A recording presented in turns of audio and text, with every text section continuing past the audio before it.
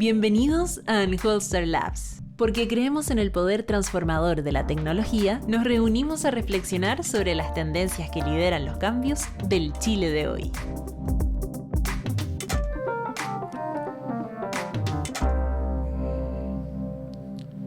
Muy buenas tardes a todos. Desde Unholster Labs, con harta ayuda técnica para poder sacar este podcast adelante, tengo el honor de tener con nosotros a Ricardo Baeza, ex profesor mío y de varios ex Unholsters que están dando vuelta por el mundo.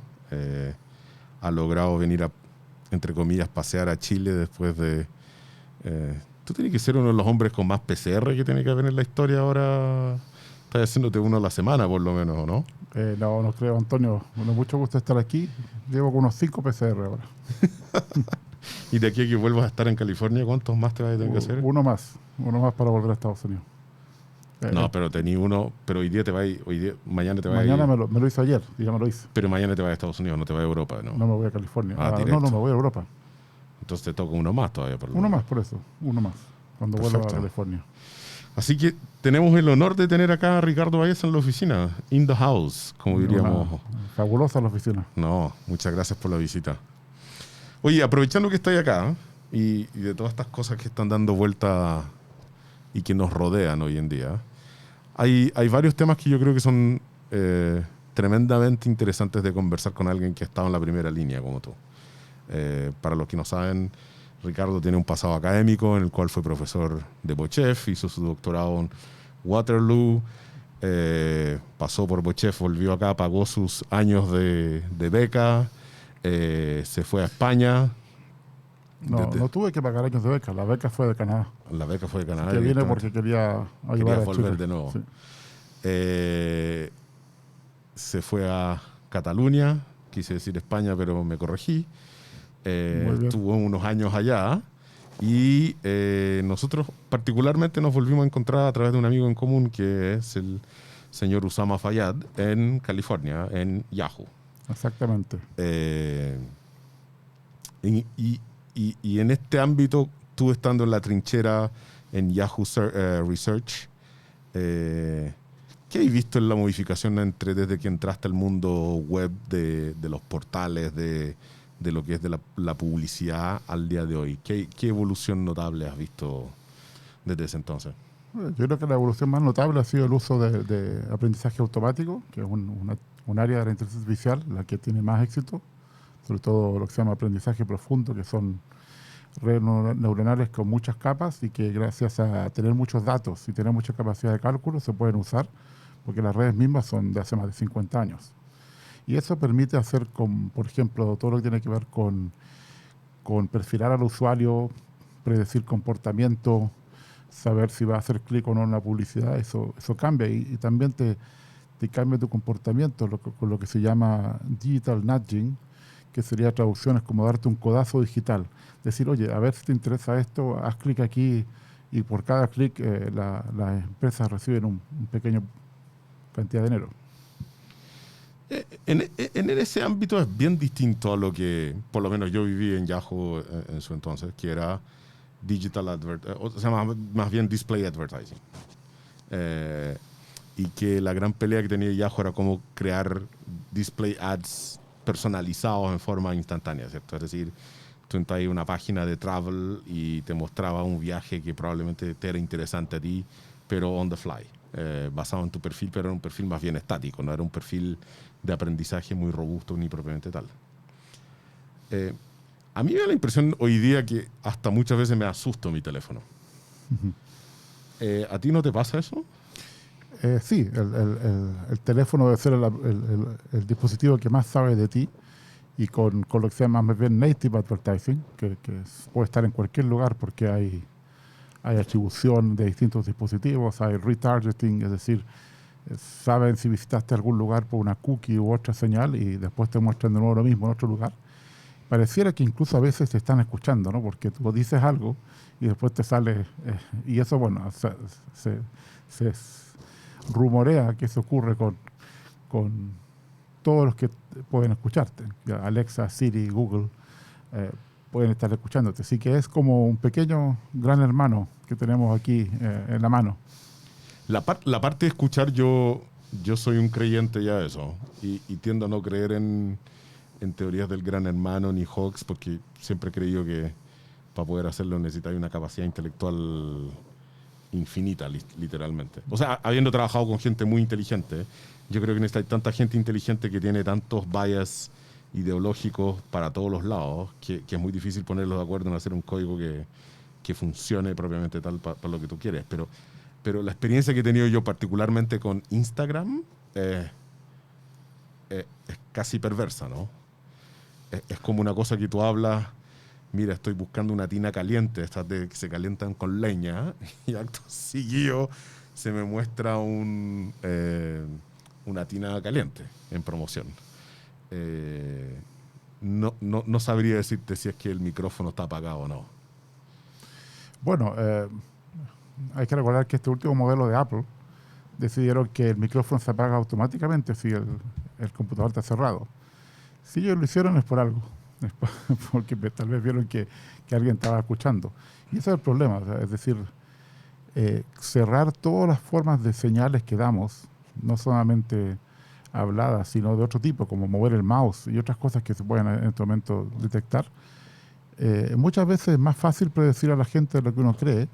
Lo que pasa es que tenemos momentos que somos muy normales, y eso es fácil, y tenemos momentos que somos muy especiales, que es la gran cola alargada de la unión de todas las personas, que fue un trabajo que hicimos hace ya casi 10 años en Yahoo Labs, que muestra que somos una combinación de factores normales todo el tiempo, especiales, y ahí es donde hay que ser inteligente, en la parte donde uno es especial.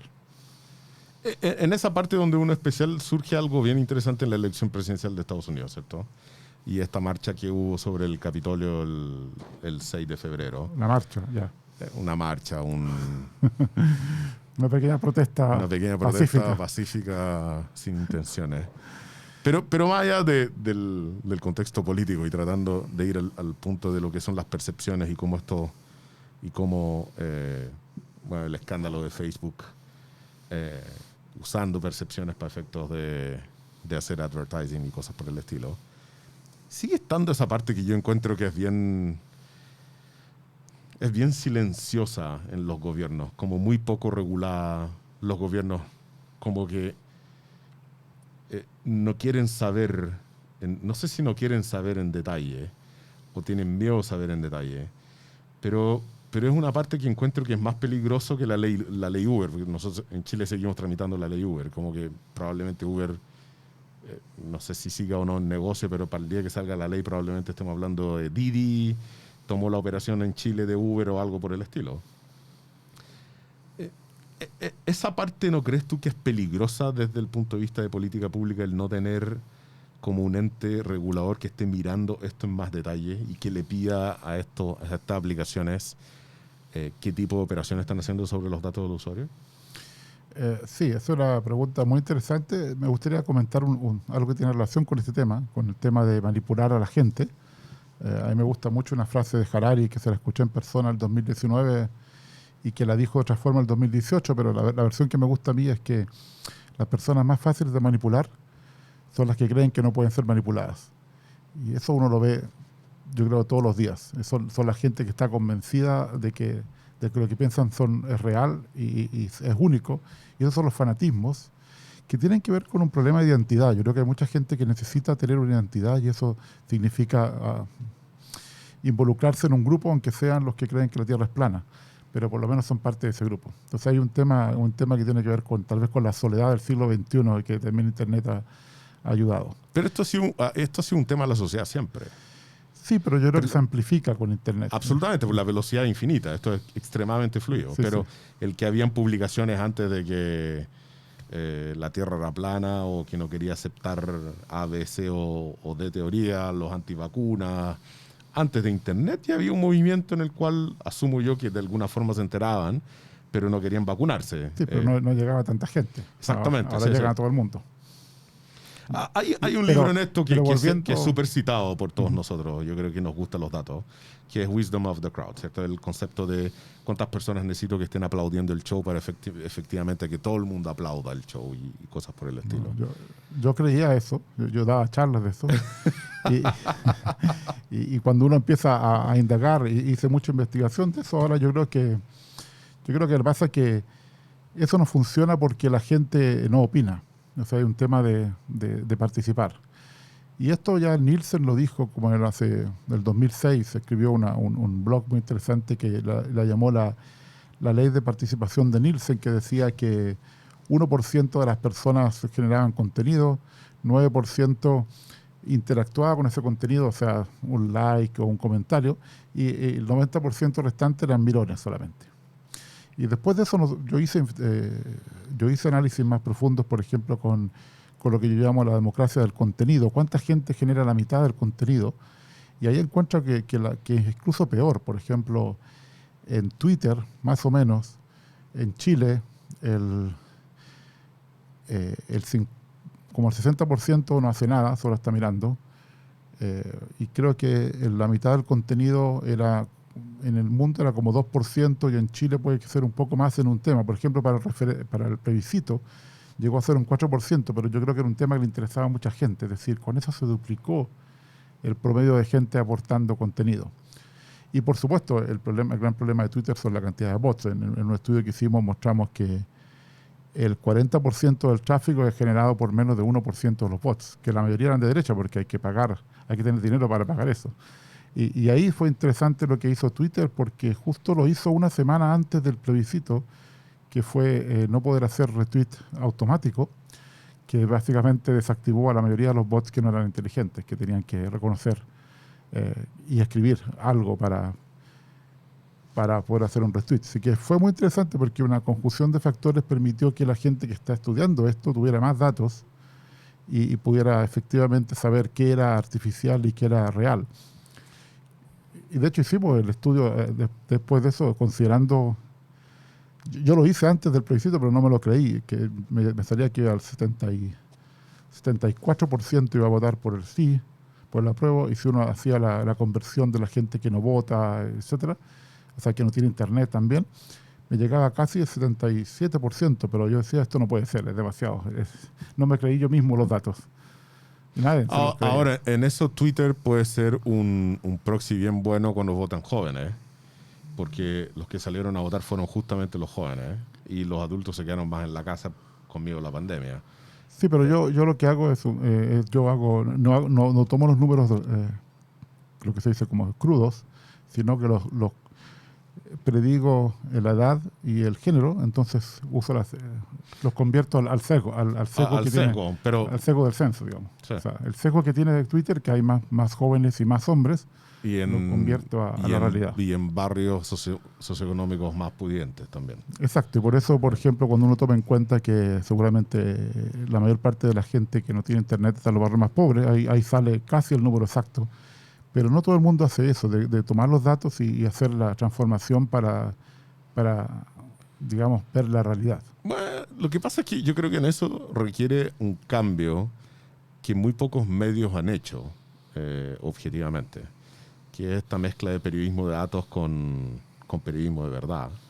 Pero el periodismo de datos en esto es súper caro, es extremadamente caro.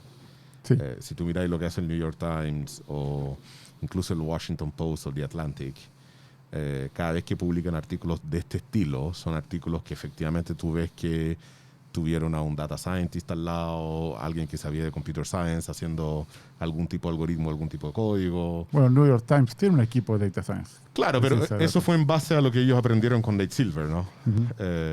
Sí. Que tenía 538 con ellos y al final se lo llevó el mejor postor en cada una de las elecciones.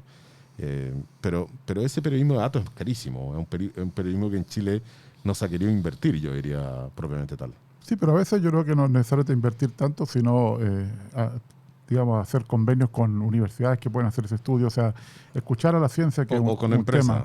O con empresas. Que hemos tratado de levantar la mano varias veces al respecto de eso. Pero... Y yo creo que ahí es un tema de escuchar más a la ciencia, que ha sido un problema de todo el año 2020, no solamente en redes sociales, sino en otros temas. Absolutamente. O sea, yo creo que en eso la pandemia ha agarrado a todo el mundo de sorpresa, ¿no?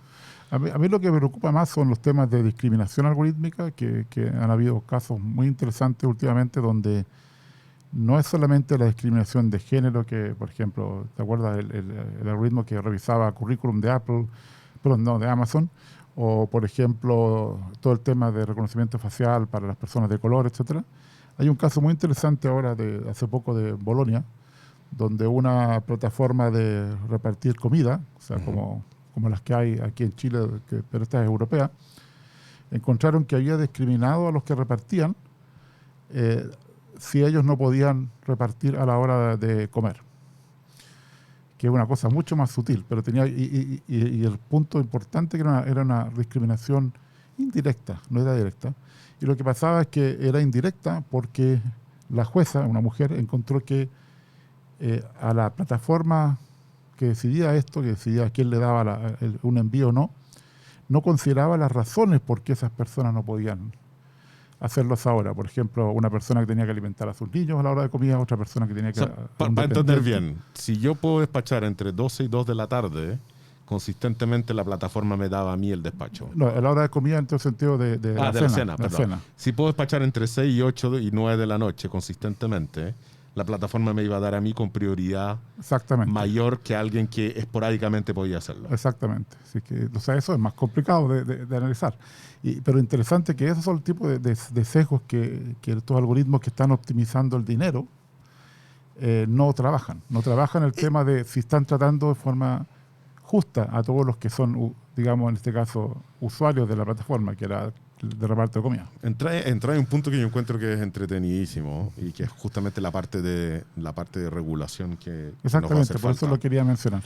Que en Brasil pasó exactamente lo mismo, que había las aplicaciones de comida que si tú no trabajabas en la semana, en algunos días de la semana, no te entregaba despachos los fines de semana, en particular jueves, viernes, sábado, domingo. Y si no trabajabas jueves, viernes, sábado, domingo, no te entregaba despachos los días de la semana. Por lo tanto, una forma más bien de esclavismo moderno. Es como el ratón que está arriba de la rueda y que no puede parar. Y que esa es la parte que a mí me preocupa más de todos los algoritmos y todo lo que uno usa. Porque yo creo que si uno va a un lugar en el cual quiere que todos se lleven una parte razonable de esta forma de operar estos nuevos servicios y sus beneficios, como que no estamos pagando todos los costos y todos los mismos costos. Algunos pagan más, otros menos, pero me da la impresión de que es necesaria una reforma del código laboral, pero de la mano tiene que ir una reforma del código procesal, una reforma de las capacidades de una fiscalía basada en datos y así sucesivamente, porque si no vamos a estar en un loop en el cual siempre vamos a perder, no hay forma de ganar en esto. Sí, en el tema de regulación, primero yo creo que no hay que regular por tecnología, es decir, no podemos hacer una regulación para inteligencia artificial, otra para blockchain, otra para lo que sea después que es popular, porque al final son los mismos derechos humanos los que tenemos que proteger. Lo que tenemos que hacer es una que sea lo suficientemente amplia, que uno pueda interpretarla y ajustarla a cada caso. Por ejemplo, en el tema laboral, si uno dice tu empleador no te puede discriminar, eso ya basta, en Europa ya basta para este resultado. Es decir, no puede haber discriminación de ningún tipo. Por ejemplo, eso ya ocurría con mujeres embarazadas, que era el eterno ejemplo. Pero ahora con estos algoritmos que están aprendiendo de los datos a ganar más dinero, de paso hacen cosas que no están... O sea, no es que el algoritmo quería discriminar. Lo que pasa es que esto es un subproducto de tratar de, digamos, por ejemplo, si tú le mandas un envío a una persona que sabes que puede, por supuesto todo va a ser más eficiente, la gente va a estar más contenta, lo va a usar más. Así que básicamente es el típico sesgo de popularidad, que se lo mando al que me lo puede hacer, porque el otro puede que me diga que no y va a tardar más tiempo y la gente se puede cambiar de opinión, etc. Y estás compitiendo con otro que está haciendo lo mismo, así que tienes que ser el más efectivo. Entonces, ¿cómo hacer eso para, por ejemplo, uno puede confiar y después hacer la auditoría algorítmica, que es un tema que se está poniendo en boga en Estados Unidos y Europa? O sea, que alguien audita y ve si hay algún problema. O tenemos que tener más transparencia y tenemos que tener múltiples consentimientos de los usuarios, que, por ejemplo, si en Brasil te hubieran dicho eso antemano, capaz que la persona dice, bueno, lo acepto porque estas son las reglas, pero lo sabe. El problema es que muchos de estos casos no sabe. Hay otro caso muy interesante de Uber, que demandaron conductores de Londres y Lisboa porque el algoritmo había dicho que estaban haciendo trampa, por ejemplo, cambiando viajes, etcétera.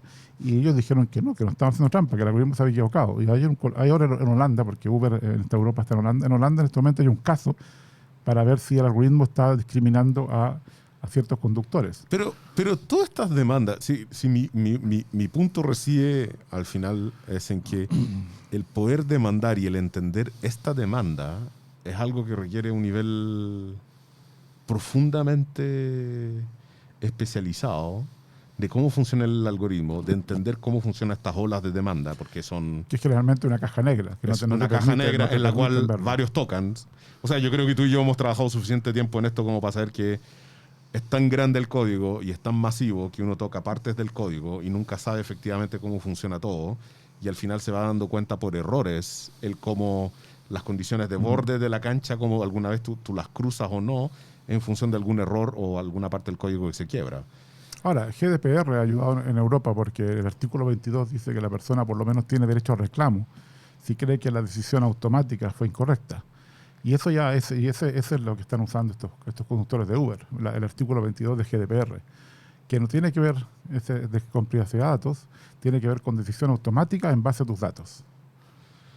Bueno, yo creo que es un buen camino para empezar a conversar, porque si por lo menos puedes reclamar al respecto, sí. Es algo que a mí por lo menos me parece notable. Ahora, el único problema ahí con GDPR que es muy interesante desde el punto de vista legal, yo veo dos problemas, o sea, no hay nada perfecto. Uno es que esto se aplica tanto a las grandes compañías como a las pequeñas. Entonces me contaban que un kiosco que reparte los periódicos a 10 personas, pero tiene anotadas las direcciones, tiene que también usar GDPR, que es como un poco ridículo el kiosco del pueblo. Pero tiene que tener el consentimiento de cada uno, sí, el consentimiento de cada uno de ellos. Y el otro tema que tiene que ver con que en la Nación Unida el derecho de la privacidad es un derecho individual. Y tú sabes que eso viene del Código Cívico, y entonces significa que cualquier cosa que no dice que se puede hacer, tú la puedes hacer. Y ahí cae la libertad de expresión. Pero en cambio GDPR viene del derecho público, es un derecho colectivo. Eso significa que cualquier cosa que no se dice que se puede hacer, no se puede hacer. Y entonces en este momento hay un conflicto entre dos grupos de abogados que no vieron la sutileza de que en un caso es público, un caso es individual y otro caso es colectivo. Y tenemos un espacio que en realidad es tierra de nadie porque caen los dos. Así que hay temas que no hemos resuelto y tal vez la privacidad va a ser tal vez el primer derecho colectivo que haya. Eso podría ser una solución y no es un derecho individual.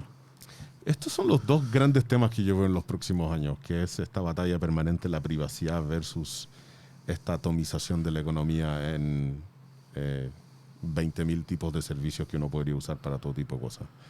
Da la impresión que va a ser una batalla épica. Solo para ir poniéndolo en contexto, lo que ocurrió en el Capitolio el 6 de febrero, o lo que ha ocurrido con Robinhood. El 6 de enero, ¿no? 6 de enero, Está adelantando el tiempo. Está adelantando el tiempo. El 6 de enero, o lo que ocurrió... Si el 6 de febrero pasa algo, nos estaban escuchando. o lo otro era efectivamente lo que ocurrió con Parler, lo que ocurrió con Parler respecto a la libertad de expresión y así sucesivamente. Lo que ocurrió con Twitter y Instagram y otras con respecto a Trump. A Trump también. Y lo que ha ocurrido con Robinhood y GameStop. Pero me lleva a un punto esencial en esto de la transformación digital y esa palabra tan mal usada que es como Big Data y todas estas palabras que las van usando poco a poco y que uno que está en el lugar de trabajo como que siente una vez más, es como el chip del año 2000 que todo se va a quemar y seguimos con la transformación digital. Una de las cosas que me ha dejado perplejo en esto es que si Amazon decide que tú no eres digno de sus términos y condiciones, acaba tu negocio. Y yo me pregunto a mí mismo, si el día de mañana Amazon está enojado porque no lo dejamos instalar un data center en la Patagonia, en algún lugar, y decide apagarnos del sistema, Amazon, Google, Microsoft, elija el sabor que uno quiera, nos saca del mapa. Primero yo espero, y justamente salió un estudio muy reciente que el 91% de la gente no lee esos términos y condiciones. Yo espero que el gobierno de Chile esté en el 9% que las lee, porque si no ha previsto eso, es realmente un problema. Y yo creo que nos hemos encontrado con esto. O sea, Parler nunca pensó que Amazon iba a hacer eso, pero ya sabían esto, ¿no? O sea, Amazon no lo hizo de repente, sino que primero les dio una advertencia. Si siguen haciendo esto, los voy a cortar. Así que ahí estaban, y bueno, y ahora demandaron. Así que va a ser interesante el resultado de esa demanda. Pero sí, Amazon provoca una cascada. Sí, provoca una cascada, pero... Provoca de los Pero la cascada la empezó Twitter, yo creo. No, absolutamente, pero provoca una cascada el que Amazon lo bloquee. Después viene el servicio de negación de servicio que le dicen no se lo va a prestar. Y como que se arma nuevamente un muro de Berlín ahí en que un servicio ruso le ofrece el servicio de negación de no denegación de servicio. Y ahora andan buscando cómo mover su plataforma a otro data center, ¿no? Sí, yo creo que ahí volvemos al problema que tú hablas de regulación.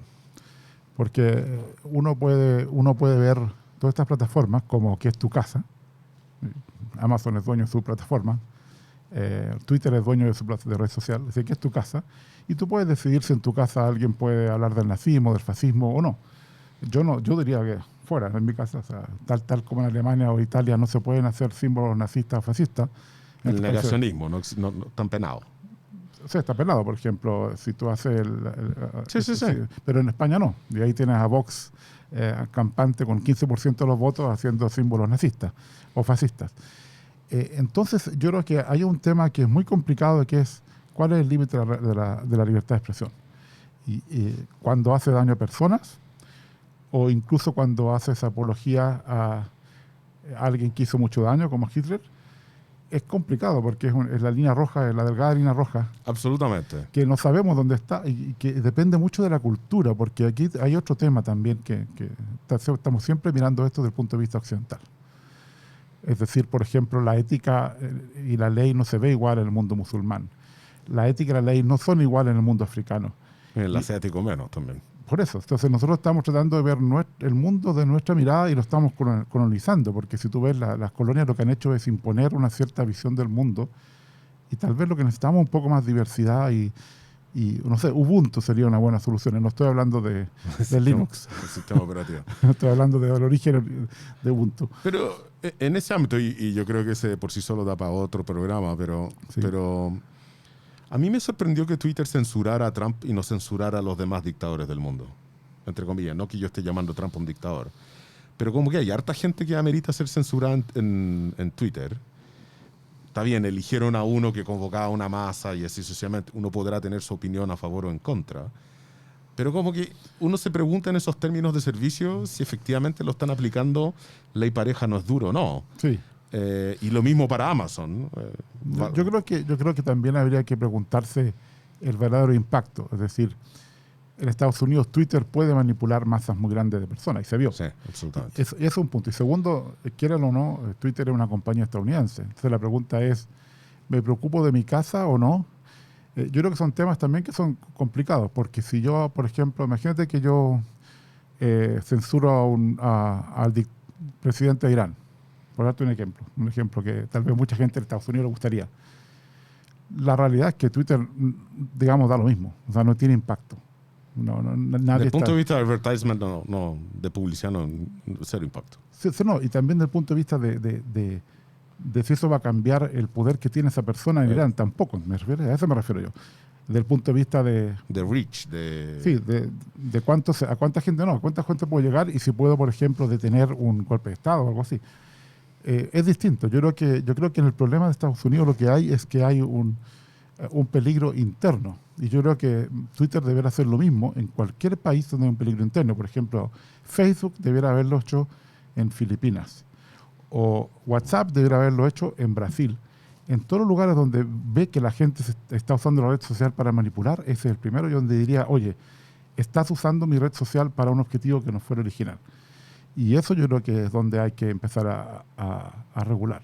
Y lamentablemente si tenemos que esperar que compañías privadas hagan el trabajo que los gobiernos públicos tienen que hacer, es un poco triste, ¿no? Porque si eso está ocurriendo es porque alguien no se preocupó antes. Esto de apología del terrorismo podría haber existido ya como una ley en muchos países, pero no hay. Pero eso, No, por pasa, eso- pero eso pasa con todas las tecnologías. Sí. Nos preocupamos de la parte ética cuando ya tenemos el problema, no cuando antes del problema. La parte que más me preocupa es cómo nos preparamos en un ámbito en el cual, de lo que yo he visto, estamos como país sentados mirando pasar tecnología tras tecnología. Si puse el caso en que Amazon se enoje con Chile, pongo el caso ahora en que Uber, Didi y Cabify se enojen con Santiago y digan, hoy día pagamos las aplicaciones.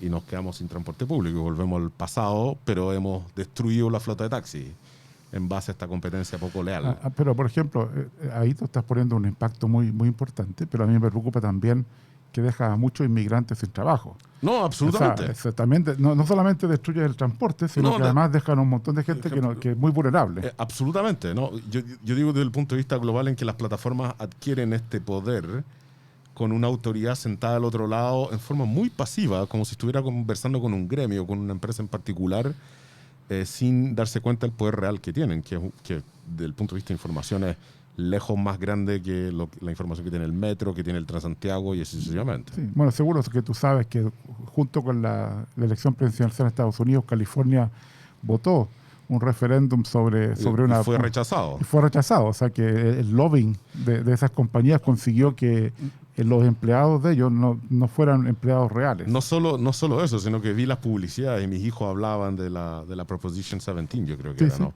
Sí. Que era efectivamente de bloquearlo.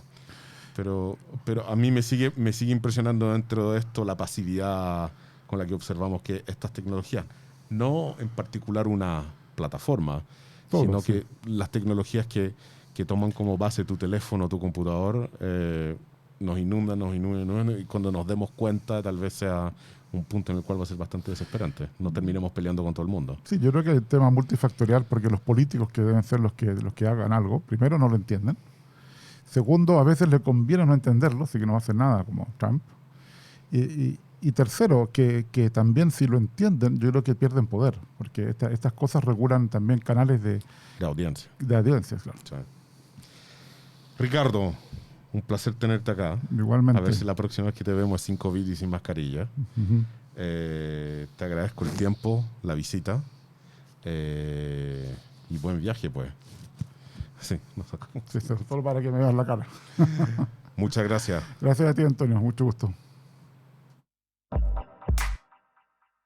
Anholzer Labs es el punto de encuentro de distintas miradas que constituyen el ADN de una empresa que construye soluciones exitosas e innovadoras en base a Data Science, Data as a Service y desarrollo de software a la medida.